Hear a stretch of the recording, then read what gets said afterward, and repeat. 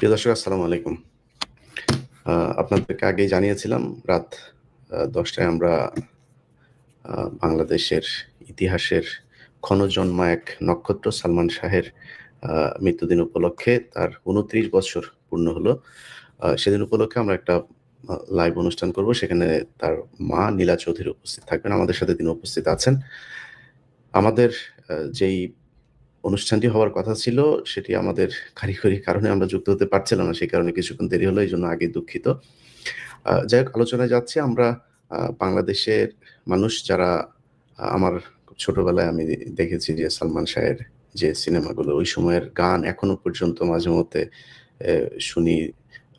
এই বাংলাদেশের চলচ্চিত্রের আমি মনে করি যে সেটা একটা টার্নিং পয়েন্ট ছিল। সালমান শাহ মারা যাওয়ার পর তার যেই অভাব সেটা আর কখনোই বাংলাদেশের চলচ্চিত্র পূরণ করতে পারেনি। সেই শূন্যস্থান পূরণ করেছে বাংলাদেশের চলচ্চিত্র একটা কি বলবো যে খুব বাজে একটা পরিস্থিতির ভেতর দিয়ে গিয়েছে এবং সেখান থেকেই চলচ্চিত্র ধসে পড়েছে। সেই চলচ্চিত্রের ফাঁকা জায়গাটা পূরণ করেছে ভারতীয় আগ্রাসন এবং ভারত এখন বাংলাদেশের চলচ্চিত্র বলে আসলে কোনো কিছু নাই। তারা যা করে সেটাই আমাদের দেশের মানুষ বিনোদন হিসেবে নেয়। যাই হোক, এখন সালমান শাহের মৃত্যুর ২৯ বছর ধরে তার মা তার বিচারের জন্য বিভিন্ন দুয়ারে দুয়ারে ঘুরছেন, কিন্তু সেই বিচার এখনো পর্যন্ত তিনি পাননি। আমরা দেখছি যে একেকবার একেক ধরনের কথা বলা হচ্ছে। কিছুদিন আগে রুবি চৌধুরী তিনি বলেছেন যে তাকে হত্যা করা হয়েছে। কিভাবে হত্যা করা হয়েছে সেটাও তিনি বলেছেন। তার কিছুক্ষণ পরেই আবার তিনি বলেছেন তিনি অসুস্থ, তাকে ওষুধ খেতে হয়, ট্রিটমেন্ট নিতে হয়। আমরা এই বিষয়টা নিয়ে তার স্ত্রীর কথাও এখন মাঝে মধ্যে শুনি। তার অর্ধউলঙ্গ যে স্ত্রী সামিরা চৌধুরী, তিনি এখন বিভিন্ন জায়গায় ন্যাংটা হয়ে ঘুরে বেড়াচ্ছেন এবং অশালীন কথাবার্তা বলছেন সালমান শাহের মাকে নিয়েও। তো এই কালপিট তাকে এখনো পর্যন্ত আইনের আওতায় নেওয়া হয় নাই। তার বাবাকে আইনের আওতায় নেওয়া হয় নাই। আমিন মোহাম্মদ ভাই, তাকে আইনের আওতায় নেওয়া হয়নি। না আইনে একটা গরমিল দেয়া তদন্ত করা হয়েছে। তো আমরা তার অনেক কিছুই জানি।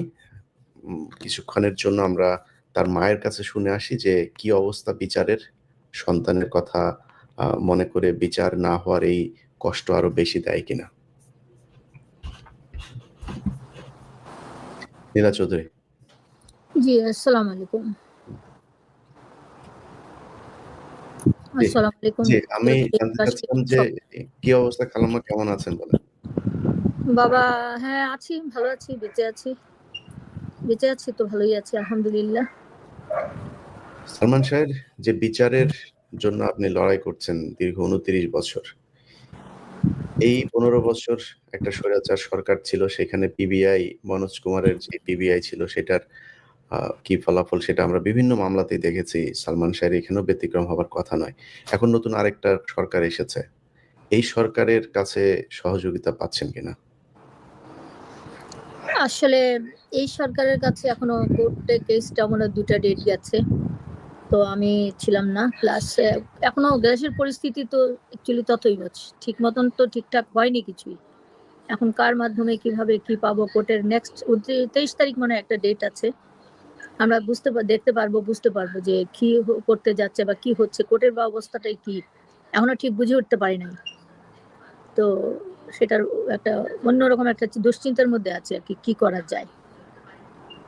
মোট কথা আমাদের মামলাটা ওরা বাজেয়াপ্ত করে দিয়েছিল, শেষ করে দিয়েছিল। আমি ম্যাজিস্ট্রেটের কাছে গিয়েছিলাম। ম্যাজিস্ট্রেট বললেন যে ২ দিন আগে আসলে মামলাটা নষ্ট হতো না। আমি বললাম মানে কি, আমি তো বুঝলাম না, মানে এটার মানে কি?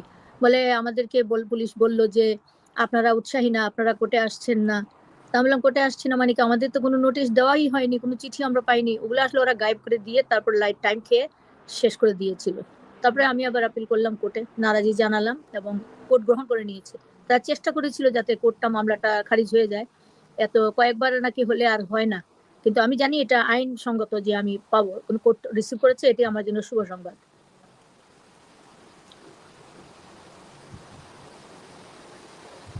বলেন।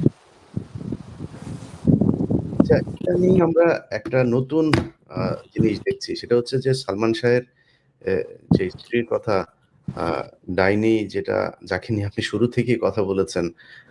যদিও আপনি খুব আ কি বলবো যে অ্যাটাকিং মুড এ কখনোই তার ব্যাপারে বক্তব্য দেন নাই। কিন্তু ইদানিং তার কিছু বক্তব্য দেখছি যে তিনি নানান ধরনের অভিযোগ করছেন। সেই অভিযোগের ভেতরে মূল নিশানা হচ্ছেন আপনি। তার হঠাৎ করে এই সালমান শাহের বিষয় নিয়ে সে আবার মানে নিজেকে আবার সালমান শাহের স্ত্রী বলেও বিভিন্ন জায়গায় পরিচয় দিচ্ছে। অথচ এই পর্যন্ত ৪-৫ জনের সাথে তার পয়সাওয়ালা লোকজন পেলেই সেখানে যেয়ে হামলে পড়ে বিয়ে করছেন, টাকা-পয়সা হাতিয়ে নিয়ে আবার আরেকজনের কাছে যাচ্ছেন। তো সে হঠাৎ করে এত উত্তেজিত হয়ে গেল কেন? আলহামদুলিল্লাহ, এই কথার উপরে আলহামদুলিল্লাহ বলতে সুবহানাল্লাহ, সব জানেন। এবং আমি প্রথম থেকেই কিন্তু আমি বলে আসছিলাম না যে আমি ধৈর্য হারাবো না, আমি বেঁচে যতক্ষণ আছি আমি আছি। তারপরে ইলিয়াস আছে, আকমল আছে, কামরান আছে, সুবল আছে, অনেকে আছে, হিন্দু মুসলমান সব জাতি সালমান শাহ ভক্ত। তারা কেউ না কেউ করবে, এটা আমি মরে গেলেও আমার বাচ্চা যদি না করে। আমার বাচ্চা সে বলছে না যে আমার নামে মামলা করেছে, সেদিনও বলছে যে সালমান শাহর ভাই শাহরানের নামে মানহানির মামলা করছে। কি মানহানির মামলা? এগুলো তো বাজে জিনিস, কোর্টও জানে যে তো একটা দিনও তারা অ্যাটেন্ড করে নাই। আমার আর কোর্ট তো আমার উকিল তো অ্যাটেন্ড করতেছে। তো শাহরান নাকি ভয় পেয়ে যাচ্ছে না, কিন্তু শাহরানকে আমি এখন তো এইসব কাজে লাগার দরকার নাই, আমি জীবিত আছি, তারও সংসার আছে, তার জীবন জীবিকা আছে, নামাজ কালাম আছে, আমরা তো মুসলমান। সে উত্তেজিত হওয়ার কারণ এখন সে জানে পিবিআই কে তারা বশ করেছে, পিবিআই পুরো একটা গ্রুপ। এই যে বললে তারা আওয়ামী পুরো গ্রুপ, এদের কাছে আমি কামাল সাহেবের কাছে গেলাম যখন পিবিআই প্রথম পিবিআইতে গেল মামলাটা, তখন তারা বললেন আমাকে যে স্বরাষ্ট্রমন্ত্রীকে জানাতে হয়। তো স্বরাষ্ট্রমন্ত্রীকে জানাবার জন্য আমি অনেক মাধ্যম করলাম, দেখা করতে চাইলাম প্রধানমন্ত্রীর সাথে। তো শেখর আমাকে, যে শেখর অনেক ছোট মানুষ, আমি দেখলাম যে ওরা একটা পুরো বেষ্টনী তৈরি করে রাখছে। আর সামিরার বাবা ও তো ওই যে এস আলমের গ্রুপের মানুষ ওরা। তো সে তখন অনেক প্রভাবশালী লোক, খালি বলতো নেত্রীকে দিয়ে দেখাই দিব না, নেত্রীকে দিয়ে ওই করবো না। তো পলিটিক্স করছি আমরা, আর সে আমাকে নেত্রী দেখালো। আমি তো নেত্রীর কাছে চাই নাই, আমি আল্লাহর কাছেই চেয়েছি। ছেলে আল্লাহর কাছে গেছে গিয়া, আমি আল্লাহর কাছে বিচার চাইছি, ওনার কাছে চাওয়ার কথা না। কিন্তু যে পিবিআই বা একটা এজেন্সির কাছে আমার মামলাটা গিয়েছে, বাদী হিসাবে সরকারকে আমার জানাতে হয়। তো আমি স্বরাষ্ট্রমন্ত্রীর কাছে যাওয়ার আগে আমি প্রধানমন্ত্রীর সঙ্গে দেখা করতে চেয়েছি। শেখরের ওখানে কতবার যে আমি গেলাম, যে শেখর আমার বাসায় আসতো, ছোট মানুষ, একটা ছোট্ট পদে ছিল, সে তো পরে বিশাল মানুষ হয়ে গেল। তার গেটে সে আমাকে দাঁড়ানো রেখে ইলিয়াস সে পাশ দিয়ে কেটে চলে যায়, আমাকে চিনলো না, আমার সঙ্গে দেখা করলো না। আমি বুঝে নিলাম এটা একটা বিরাট ষড়যন্ত্র, আমাকে ঢুকতে দিবে না। এবং পরে শুনলাম যে প্রধানমন্ত্রীর বাড়ির গেটে বলে দেওয়া হয়েছে আমি গেলে যাতে কোনো রকম না ঢুকতে পারি। আচ্ছা, আলহামদুলিল্লাহ, আমি ক্ষান্ত হলাম না। আমি পরবর্তীতে আমি একজন মোহাম্মদপুরের এক এমপির মাধ্যমে আমি স্বরাষ্ট্রমন্ত্রীর ওখানে যাব ঠিক করলাম। একা তো আমি যাব না। তো সেখানে আমার আরো ১০-১২ জন কর্মী টর্মী অনেক ছিল। সন্ধ্যা ৬টার থেকে রাত্রে ১:৩০ বেজে গেল, আমার ব্যাগটা তারা আমার হাতে নিয়ে ঢুকতে দিবে না, গেটে রেখে দিল। ১:৩০টার দিকে ও, তখন আমি খুব আত্মসম্মানের লাগতেছিল যে এত রাতে একজন মহিলা একটা রাজনৈতিক অফিসে, আমি তো যাইনি কোনোদিন, তাও গেলাম। আচ্ছা, ভিতরে ঢুকার পরে আমি যে দৃশ্যটা দেখলাম, না হলেও ২৫ জনের উপরে মানুষ ওই রুমের মধ্যে ঘিরে আছেন কামাল সাহেবকে। কামাল সাহেব উঠলেন, ওনা বললেন একজন মহিলা গেছে, গেলে তো মানুষ ওরকম সম্মান দেখায়। যাই হোক, আমার সাথে যে গেছে সে বলল যে আন্টি আসছেন আপনার সঙ্গে কথা বলতে। তা আমি কথা বলতে গিয়ে ওনাকে মামলার সবকিছু বললাম, আমার ছেলের ২টা ফটো দিলাম, আগের মামলার কথা বললাম যে আপনি পিবিআইতে আমার মামলাটা দেওয়া হয়েছে, আপনি খেয়াল রাখবেন যেন ন্যায়সঙ্গত বিচারটা আমরা পাই। উনি আমাকে বললেন, তখন ২১ না ২২ বছর হয়ে গেছে, এই মামলা তো শেষ, আপনি এটা নিয়ে এত ভুগতেছেন কেন? তখন আমি বললাম যে কামাল সাহেব, আমি বলছি কিন্তু এই কথাগুলো, আপনি বয়সেও ছোট, অ্যাকচুয়ালি পজিশনে আপনি এখন স্বরাষ্ট্রমন্ত্রী, কিন্তু আপনি তো আমাদের থেকে অনেক ছোট। সেই হিসাবে আমি দাবি করে বলছি, দোয়া করছি, আপনি একজন স্বরাষ্ট্রমন্ত্রী, আপনি তো খালি নির্দেশ দিবেন যে মামলাটা যেন সুষ্ঠুভাবে পরিচালনা করা হয়। এখন ৪০ বছরের পুরানা মামলাও তো চলে, কোর্টে চলতেছে, আমার মামলার তো সুরাহা হয়নি, এখন ২১ বছর হলে ফেলে দিবেন ওটা? তো বলে আমি উঠলাম, উঠে বললাম যে আপনাকে আমি জানিয়ে গেলাম আমার মামলাটা পিবিআই এর হাতে আছে তদন্তে, প্লিজ আপনি একটু দেখবেন। বলে আমি কিছু ছবি টবি ওনাকে দিয়ে চলে আসলাম। তারপরে তো মামলা চলতেই থাকলো, এইভাবে কোর্টে যায়, কোর্টে আসে, কি করে।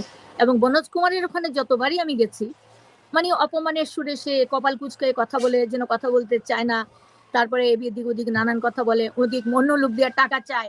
আমার আয়ু যে ছিল সে বারবার টাকা চাইতো। আমি বলতাম আমি টাকা দিব কেন, আর টাকা আমি কোথায় পাবো? আমি কি মাফিয়া নাকি যে আমি টাকা দিব?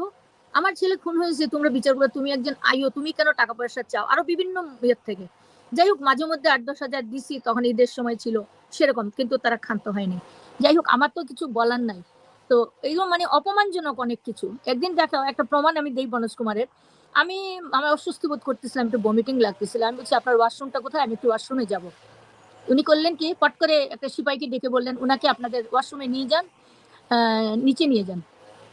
আমি তো একটা শিক্ষিত সম্ভ্রান্ত ঘরের মহিলা, আমি উঠে গিয়ে ওনাকে বললাম, আপনার রুমে কি কোনো, আমি বুঝে গেলাম ইয়েটা, আপনার রুমে কি কোনো বাথরুম নেই? বলে জি আছে।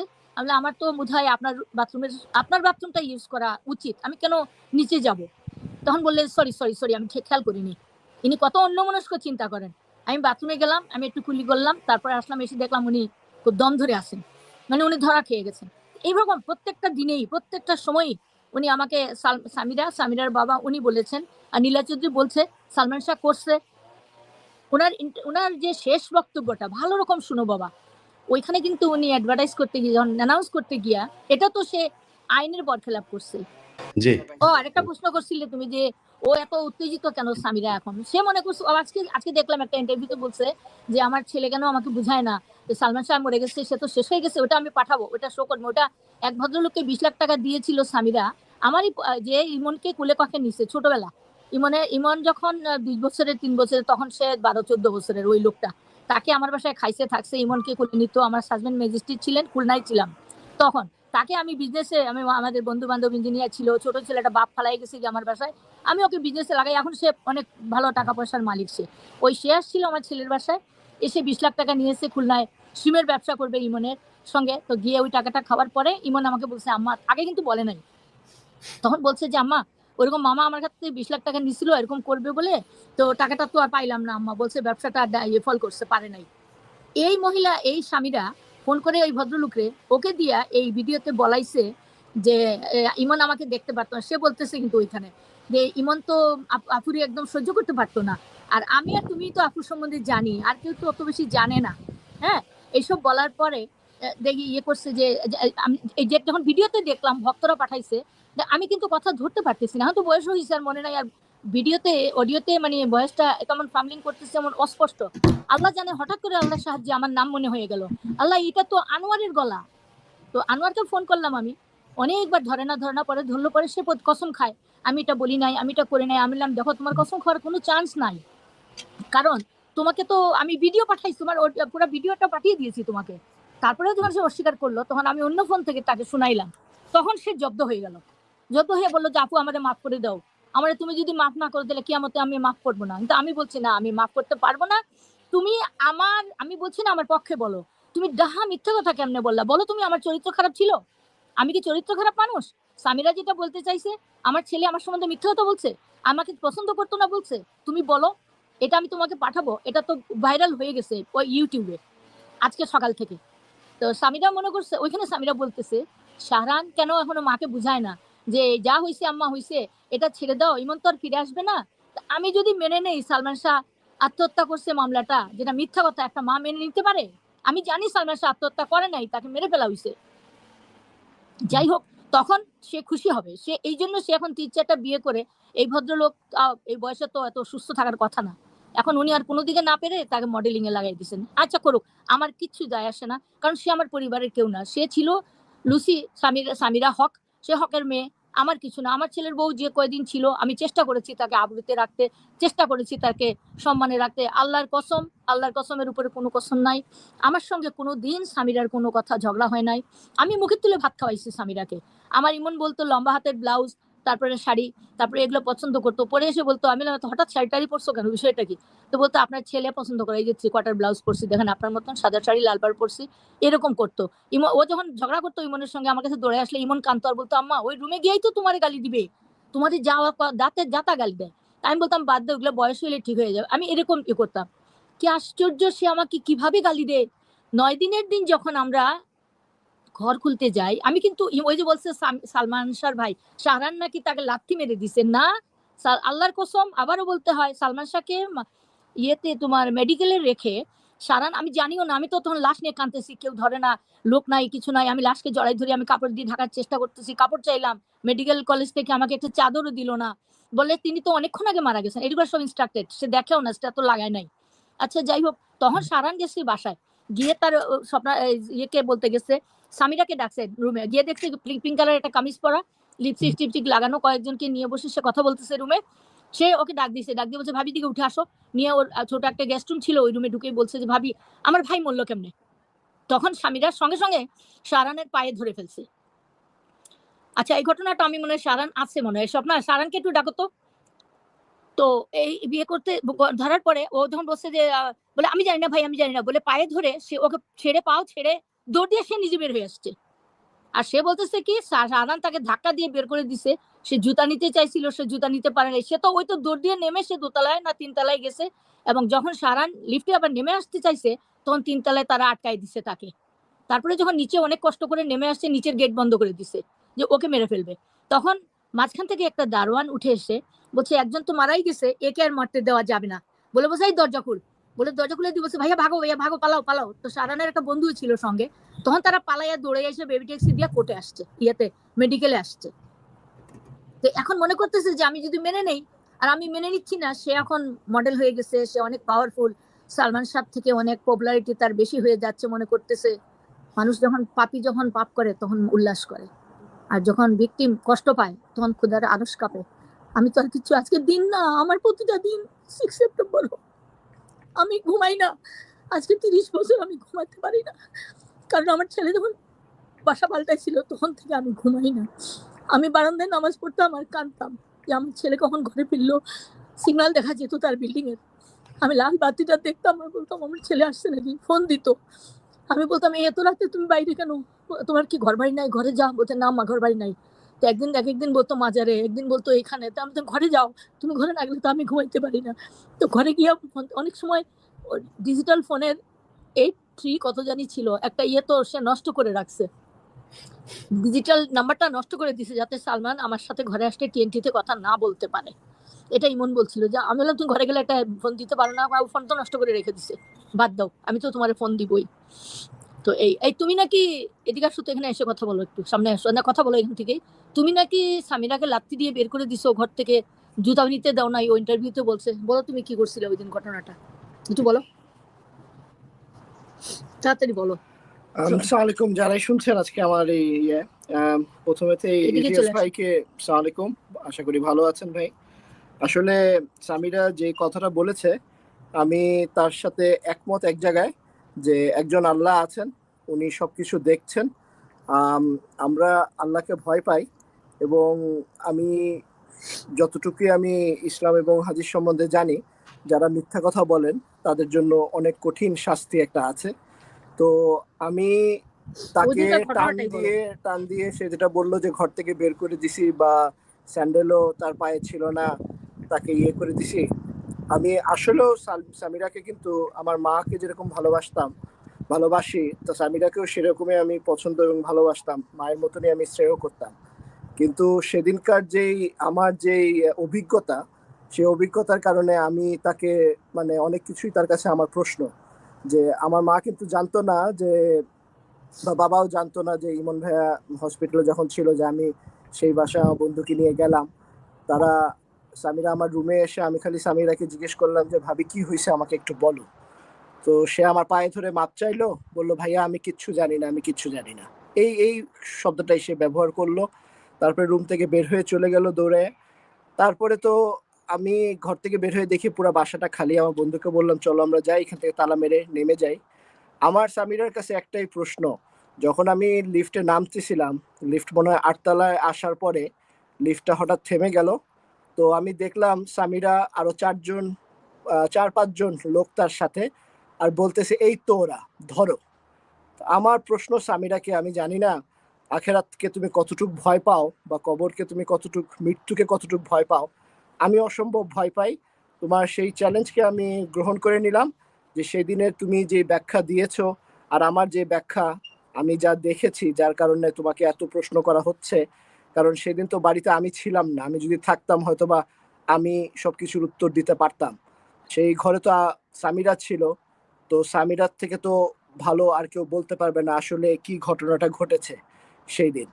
তো আমি না জুতা, আল্লাহ তো একজন আছে আমাদের, নিচে আছে, তোমাকে আটকাই দিল না, আমাকে নিচে আটকানো হইলো। তারপরে বলা হইলো যে একজন আমাকে বলে দিল যে ভাইয়া আপনি এখান থেকে পালান। আমার জোর দেবো হাতাহাতি ধস্তাধস্তি সম্পূর্ণ ইলিয়াস ভাই, মেডিকেলে রেখে এই ঘটনা। আর আমি সবচেয়ে তো অবাক হইলাম যখন মর্গে ভাইকে নিয়ে গেল, আমি এখানে দাঁড়ানো ছিলাম ইলিয়াস ভাই। আর আব্বাও এখানে ছিল না, আব্বা পুলিশের কাছে, আম্মাও কোন দিকে চলে গেছে, আমি একা। তো আমার কাছ থেকে একটা একটা ছেলে বের হয়ে আসলো পোস্টমর্টম রুম থেকে। তো আমি বললাম যে আমি ভিতরে থাকতে চাই, তোমরা যখন পোস্টমর্টম করবে। আমি জানি না আমার ভিতরে কিভাবে এতটুকু সাহস সে সময় এসেছিল। তো আমাকে বললো না, আপনি এখানে থাকতে পারবেন না, আপনি উনার কে? তো আমি বললাম আমি উনার ভাই। তো বললো আপনি এই কাগজের মধ্যে আপনার নাম এবং আপনার ঠিকানাটা লিখে দেন। তো আমি একটা কাগজের উপরে আমার নাম এবং আমার ঠিকানাটা লিখে দিলাম। পরে আমি যখন এই ইনভেস্টিগেশনটা চলাকালীন পরে ওই সময় দেখলাম যে সেটা বলে পুলিশের সুরথাল ছিল, সেই সুরথালের মধ্যে বলে আমি আমার নাম এবং আমার ঠিকানাটা লিখেছিলাম যে আমি মেনে নিচ্ছি যে আমার ভাইয়ের পোস্টমর্টমে এই তারা দেখেছি, আমি সাক্ষী হিসাবে। তো আল্লাহ একজন আছেন, বিশ্বাস করি, এবং আল্লাহ সবকিছুই দেখছেন, সবকিছুই জানেন। আপনার আমাদের সবার থেকে বেশি তার সবকিছুই জানা আছে। হাসর একদিন হবে, এটা আমরা বিশ্বাস করি, এবং কারো চুল পরিমাণ কিছু কারো কাছে কেউ লুকায় রাখতে পারবে না, সেটাও আমি বিশ্বাস করি। তো সেই উসিলায় আজকে এই 6 সেপ্টেম্বর আমাদের কাছে, 6 সেপ্টেম্বর যখনই আসে তখনই ওই স্মৃতিগুলা এত মানে দৃশ্যমান হয়ে উঠে সামনে। আমার ভাইটাকে আমার আমার ভাই তো অসম্ভব, আমি ওকে অসম্ভব ভালোবাসতাম, এখনো বাসি, প্রতিদিনই আমি তার কথা চিন্তা করি। আজকে সকালেও তার জন্য দোয়া করেছি। তো আমার ভাইকে যখন আমি গোসল করাইলাম, আমার এই স্মৃতিগুলা, এই 6 সেপ্টেম্বরের স্মৃতিগুলা আমার জন্য প্রতিদিনই হয় আমার জন্য ভোলাটা খুব কষ্টকর হয়ে দাঁড়ায়। তো আমি সবাইকেই বলবো যে আপনারা যারাই যেখানে আছেন, যারাই ইয়ে করছেন, সবাই শুধু একটা কথাই আল্লাহর কাছে বলেন যে আল্লাহ যেন এটার বিচার করে। আমাদের হাতে হয়তোবা সেই ধন বা কোনো পাওয়ার কিছুই হয়তোবা আল্লাহ নাই, তো সেটা তো আমরা খুশি, আল্লাহ যেটা ভালো মনে করেছেন আমাদের জন্য সেটাই হয়েছে। আমার ভাই একটা অনেক ভালো জায়গায় আছে, সেটা আমার বিশ্বাস। এই দুনিয়ার এই আজাবের থেকে অনেক ভালো একটা জায়গায় আছে। সামিরার এগুলা কর্মকাণ্ড আজকে যা করছে, সেটা যদি আমার ভাই দেখতো বা সামনে উপস্থিত থাকতো, তার জন্য যে কত বড় এটা টর্চার হতো, তার থেকে আমার ভাই মুক্ত হয়ে গেছে। সেটার জন্য আমরা এখনো দুনিয়ায় যারা আছি, আমরা হয়তো বা এটা জ্বলতেছি, এটা যে ভুগতেছি, কিন্তু সে একজন ভালো মানুষ ছিল, তাকে আল্লাহ সসম্মানে সেভাবেই নিয়ে গেছেন। আমি সবার কাছে একটা বাচ্চা যাওয়া, সেটা তো অনেক সম্মানের এবং মঙ্গলের। হ্যাঁ, সেটাই। আচ্ছা আলমা, একটা জিনিস বলি, মানে এই মামলাটা কি মামলা ছিল একটু বলেন তো? এই তো এই একটা ভালো পয়েন্ট আমি ভুলে গিয়েছিলাম। আচ্ছা, এই যে শারান বললো না ওকে নিয়ে একটা সই করানো হয়েছে সাদা কাগজে। আমি বারান্দায় ছিলাম, ওখানে না, আমাকে বলা হয়েছিল নাম যে ঠিকানা আমার লিখতে, নাম ঠিকানা, হ্যাঁ ওইটাই সই। আচ্ছা, নাম ঠিকানা লিখলে অ্যাড্রেসটা লিখতে হয়। আচ্ছা বলি, তখন তো ছোট, তখন আবার বলছিল যে আমি তো বাংলায় লিখতে পারি না, তো বলছে ইংলিশে লেখো। ওইরকম কি ইংলিশ বাংলায় লিখছে। আচ্ছা যাই হোক, আমি ছিলাম বারান্দায় বসা, বাইরে উঠানের মধ্যে চাচি নজরুল, সোহানুর রহমান, সোহান, রাজীব, এরা সব জড়িত। এই সুকুমার রঞ্জন, এরাই কিন্তু ইন্ডিয়ান মানুষ দিয়া, এরা সামিরার সাথে পুরো গ্রুপ হইয়া এরাই মাস, এরা এখানে ফিল্ম ইন্ডাস্ট্রির সবাই জড়িত, দুইটা একটা মানুষ ছাড়া। আচ্ছা আমি তো জানি না, আমি বারান্দায় পরে লুটোপুটি খাচ্ছিলাম, তখন দেখলাম রাজীবের বউ দেবী, পরে দেখছি আমি, প্রথম তো আমার মনে নাই, আমার পাশে বসা ছিল এই দেবী, কিন্তু পরে আমার নামে অনেক বাজে কথা বলছে, তাকে দিয়ে বলানো হয়েছে। যাও, এই দেবী আমাকে নিয়ে বসা ছিল। হঠাৎ আমার মনে হয়েছে যে আমার হাজবেন্ডকেও দেখছি না, আমার ছোট ছেলেটা নাই এখানে। আমি দৌড়ে উঠে গেছি, গিয়ে মর্গের দিকে ঢুকছি, ঢুকে দেখি আমার ছেলে ওখানে বসা, ওরা কি লিখতেছে ওই কোনার মধ্যে একটা রুমে। আর ইমন শোয়া, আমি ইমনকে দিকে তো কেন্দ্রে পাগল হয়েছি, লেগে ওকে ধরে বুঝলাম যে আমার একটা তো গেছে গিয়ে, তুই আমরা এখানে কি ওনে নিয়ে কি করো। ওই হাত থেকে পুলিশের, আমি ওকে কেড়ে নিয়ে, ওই আমার ছেলে শাহরান আর ওর বন্ধু আহরার ছিল, ওকে দুজনকে নিয়ে কারে বার করে আনছি, এনে বলছি তোর আব্বা কই, বলে ওই যে ওই রুমে আব্বা। তো রুমে ঢুকে দেখি পুলিশ অফিসার অনেকেই দাঁড়ানো, আর টেবিলে আমার হাজবেন্ড কাঁদতেছে, চোখ বায়া পানি পড়তেছে, চিৎকার করতেছে, আর একটা কাগজ টেবিলের উপর রাখা, অনেক কিছু লেখা, আর বলতেছে এখানে সই করেন। আমি তখন বলছি কিসের সই, কেন সই, যে বলে আপনার ছেলে মারা গেছে, এটা সই, এটা একটা অপমৃত্যু হয়েছে। আমি বললাম আমার ছেলে মারা গেছে, আমি আবার দেখাবো, আমি মানি না আমার ছেলে মারা, আমি তো তখন পুরা পাগল। আমি বলছি আমি সিএমএইচে নিয়ে যাব। এই তুমি কিছু করবে না, তুমি কিছু লিখবা না, এখন আমি বারে বলতেছি। ওরা কিন্তু আমি বের হয়ে আসার পরেই ওনার কাছ থেকে সই নিছে। এই যে এজাহারটা দিতে হয় মানুষ মারা গেলে, এটা কিন্তু আমার হাজবেন্ড লেখে নাই, এটা লেখছে পুলিশ, লেখে তারপরে ওখানে সই নিচ্ছে উনার। এটা পরে অনেকদিন পরে একজন সিনিয়র লয়ার উনি বলছেন, এটা তো বলছে একজন ম্যাজিস্ট্রেট সাক্ষী দিয়ে দিয়েছি, অটোমেটিক এটা মার্ডার মামলায়। এইভাবে বলতে মামলায় নিয়ে যাবে, রাজপন্থ নেওয়া হইলো না। ওইভাবে চলতেই কিন্তু পিবিআইতে আসলো। এবং আমরা তখন চাইছিলাম কার কাছে জানি, না পুলিশের কাছে একবার চাইলে আনলাম, আচ্ছা পুলিশের যাই বেলায়ও হোক, তাই আমি হলো। এই জন্যই পুলিশ আপনাকে কাউকে বললাম, জিজ্ঞাসাবাদ তেমন করলো না, আমি যাদের আপনার ডাকার সাথে কথা, যেমন জি, তখন কালাম্মা পুলিশ একজন সাক্ষী দিতে রাজি হয়েছিল, পুলিশ দিবে, তাকে ডাকা হয় নাই। এভাবে অনেকেই কোনো সাক্ষী তারা আচ্ছা নেয় নাই। এই কালাম্মা জি, হলো ঘটনাটা। খালাম্মা আমি বলি, আমি আপনার মার্ডার সাথে মামলা, অপমৃত্যু মামলা করে রাখছে। এটা মার্ডার মামলা এখনো ওইভাবেই আছে কিনা জানি না। তো আমি এটা আমার অ্যাডভোকেট বলতে পারবে। আচ্ছা আমি বলি আমি আপনার সাথে এই ক্লিয়ার হইছি আমি? দেখে আমি এটা করব দেখে আমি বেশ কয়েকজনের সাথে কথা বলেছি, আইনজীবীর সাথেও কথা বললাম। আমি শুনতে পুলিশের পাচ্ছি না কথা। পুলিশের ঊর্ধ্বতন একজনের সাথেও কথা। আপনি শুনছেন না? হ্যালো। হ্যালো? জি। আচ্ছা, আপনি আমার মনে হয় আপনি হ্যালো। আপনি আপনি আরেকবার কেটে আরেকবার ঢুকতে হবে বোধহয়। আপনার কল এসেছিল এই কারণে বোধহয় শোনা যাচ্ছে না।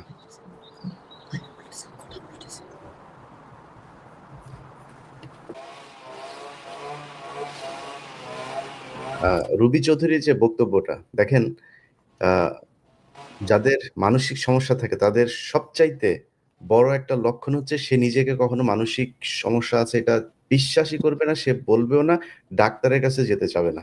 এটা হচ্ছে সবচেয়ে বড় সিম্পটম। ঠিক, তিনি ঠিক। নিজেই এসে বলছেন যে আমি পাগল। এটা পাগল। এটা কোনো পাগল জীবনে কোনদিন বলেনি। এটা সবচেয়ে বড় এখন বলানো সিম্পটম। হচ্ছে। তখন সামিরার বাবা আমেরিকায় গেল আমরা জানি। হুম। ফেসবুকে আসলো যে ইয়ে কি হক ইয়েতে গেছে, সামিরার বাবা আমেরিকায় গেছে।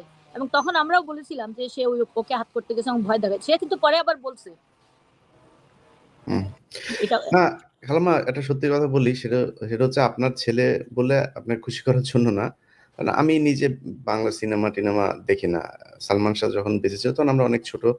তখন দেখেছি, তার সিনেমা দেখেছি। ওই সময় অ্যা টাকা চুরি করে, বাবার পকেট থেকে টাকা চুরি করে নিয়ে ভিসিআর দেখেছি।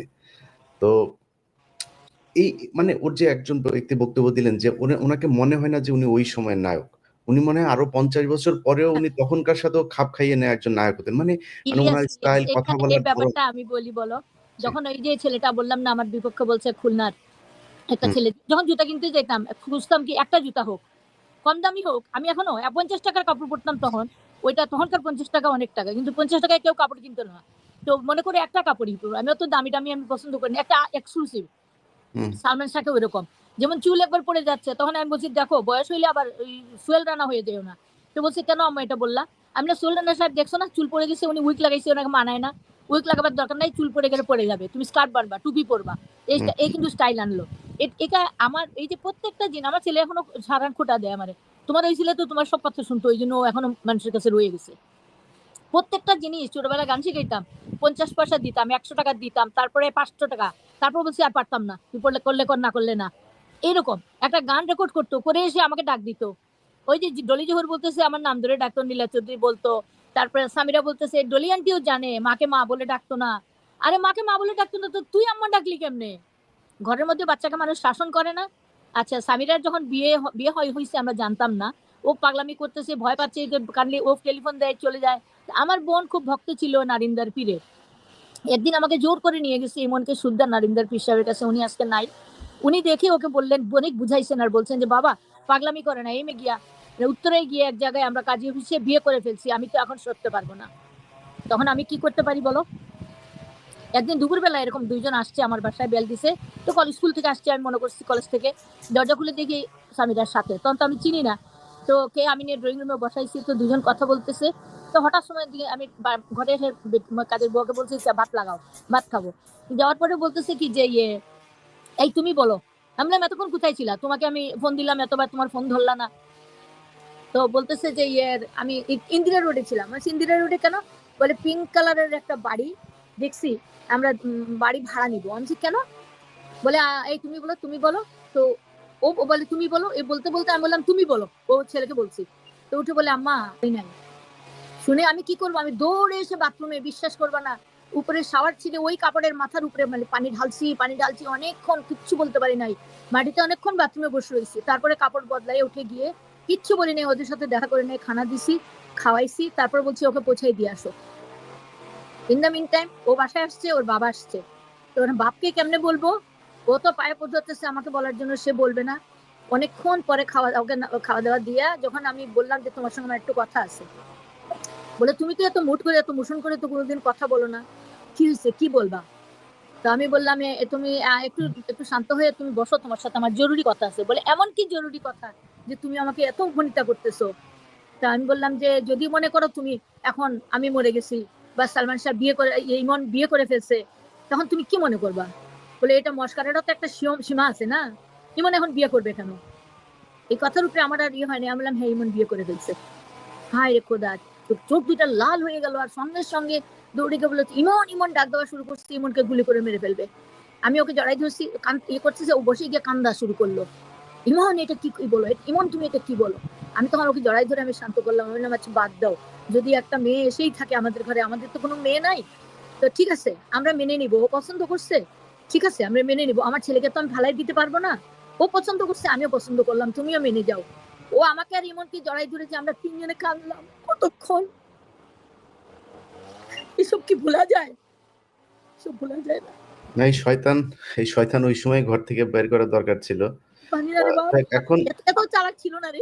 আমি আপনাকে যে প্রশ্নটা করেছিলাম আমরা সেখানে একটু যাই, যাও। গুরুত্বপূর্ণ জায়গা। সেটা হচ্ছে আমি আইনজীবী এবং পুলিশের একজন কর্মকর্তার সাথে কথা বলেছি যাদের কাছে আপনাদের এই মামলাটা ছিল।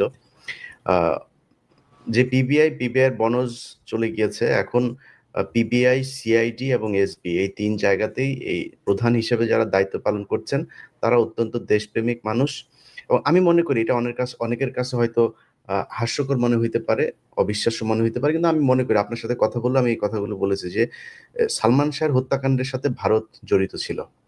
শুধু সালমান শাহ না, সেখানে এই চিত্রনায়ক মান্না তিনিও কিন্তু একটা একটা বিশেষ, সালমান শাহ রোমান্টিক সিনেমা করতো, উনি অ্যাকশনধর্মী সিনেমা করতেন, উনিও কিন্তু মোটামুটি হলটা মাতিয়ে রেখেছিলেন।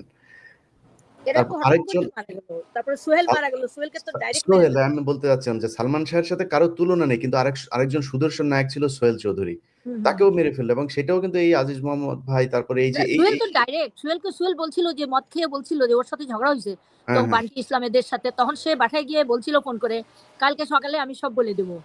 তখন ওরা ওই দারোয়ানে এটা একটা স্টেটমেন্ট দিছিল পেপারে, তখন তারা ফোন করছে যে ভাই একটু বাইরে আসেন না ভাই, আপনার একটু কথা আছে। ওই বাইরে ল্যাম্পপোস্টের নিচে আসতেই তো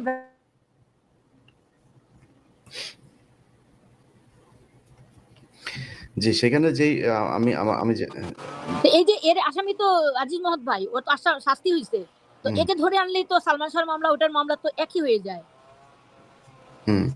না সেটাই তো, আমার মনে হয় এই জিনিসগুলো করা উচিত। তবে আপনাকে আমি যেটা বলবো যে আপনাদের যে মামলাটা, এই মামলাটা কিন্তু এখনো পর্যন্ত হত্যা মামলা হয় নাই।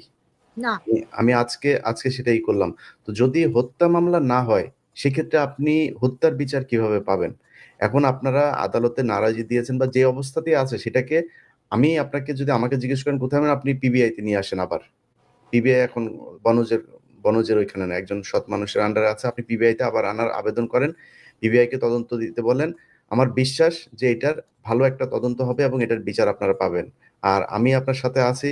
বাংলাদেশের সব মানুষ এখনো পর্যন্ত, আমার মনে হয় না যে এই যে এখন আমি তোমার মাধ্যমে এই অডিয়েন্সের মাধ্যমে আমি দেশবাসীর কাছে এটা আমি জানতে চাচ্ছি, সবাই আমার পরিবারের, আমি মামলাটা কোথায় নিব, কিভাবে নিব, সবাই যেন কমেন্টের মাধ্যমে জানাই দেয় তোমার এই পেজে।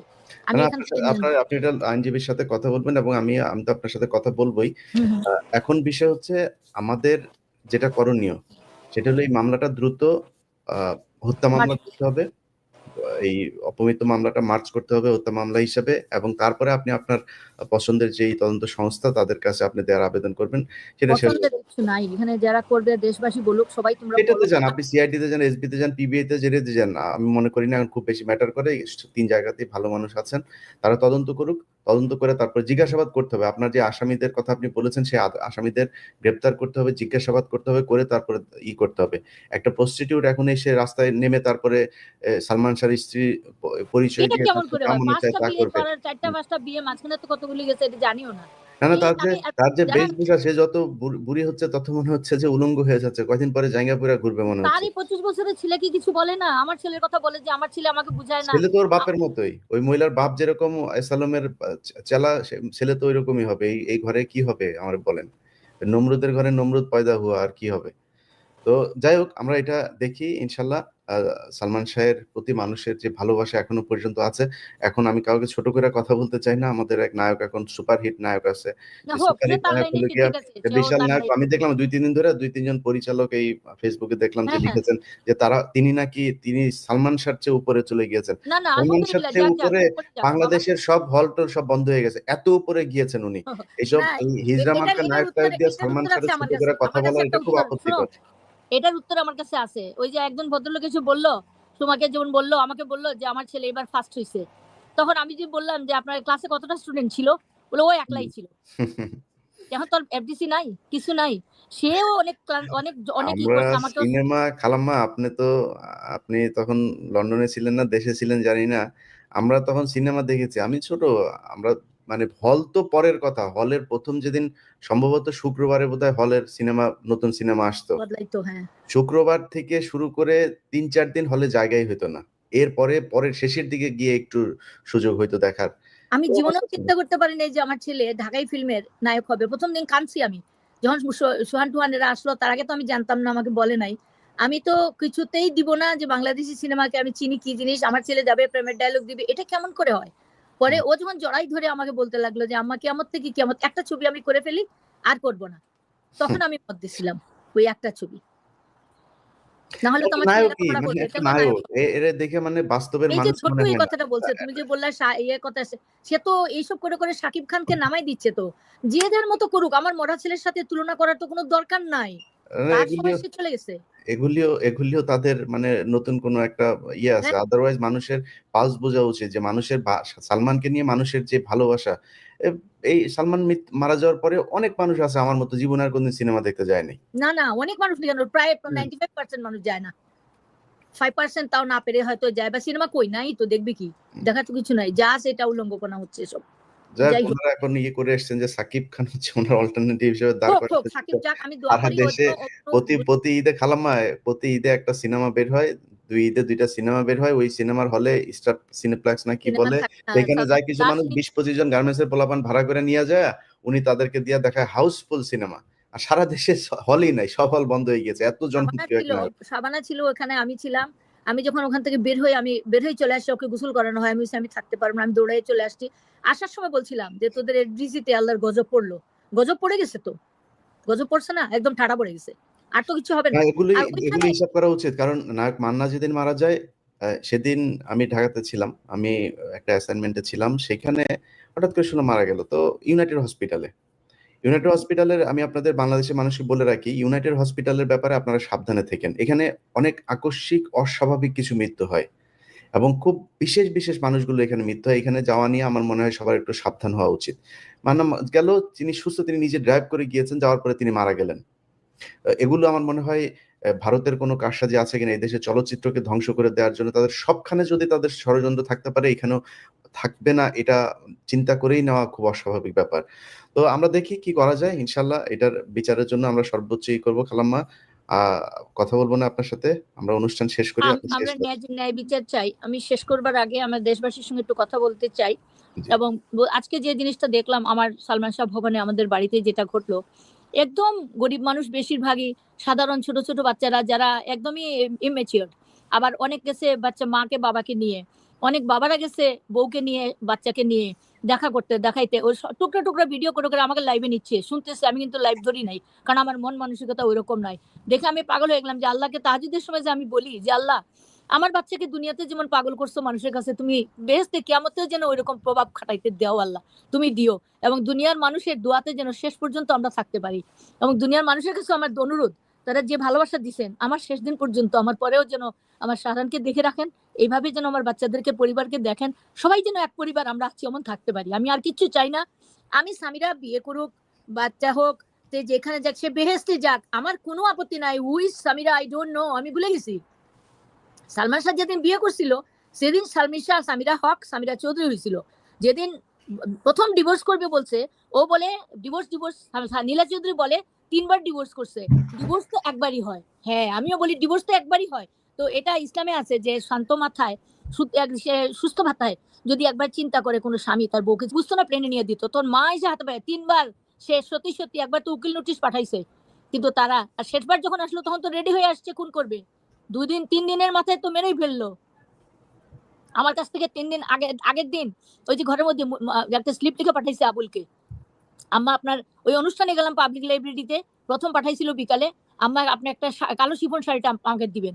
আমি ঠিক করছিলাম ওইটা আমি পরবো, পরে ওইটা দিয়ে আমি চিন্তা করলাম কি পরবো, তাহলে তো ইমনও কালো পড়তেছে, ইমন আমার বলছে কালো পড়বে, তাইলে ও কালো, তাহলে আমি সাদা পরি। আমি আর আমার হাজবেন্ড সাদা পরছি গাড়িতে, ওরা দুইজন সামনে।